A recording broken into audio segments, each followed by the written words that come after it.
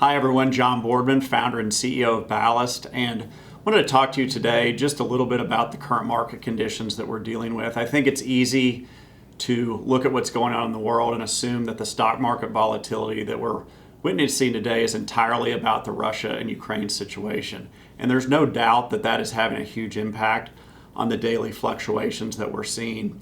But underlying that are a lot of economic issues that the market is digesting. And whenever there is a plethora of information like what we're dealing with today, you're going to see volatility increase. We've seen the volatility index increase dramatically since the beginning of the year.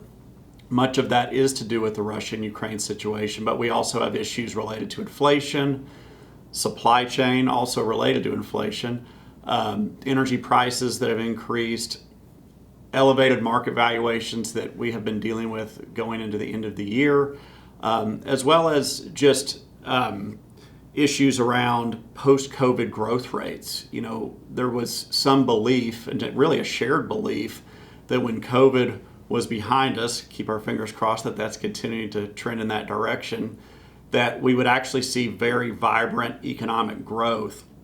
With these issues that we've now overlaid on top of this trend towards a post-COVID world, there are many questions out there about how strong economic growth will be through the remainder of 2022. So one of the things that we like to focus on for our clients is that in times like this, it can be very dangerous to think too short term.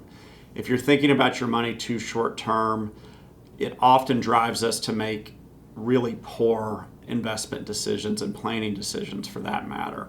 If your dollars are long-term in nature, you need to have a long-term attitude towards those dollars. So main point is don't let the short-term machinations of the market and the headlines of any given day drive your decision making.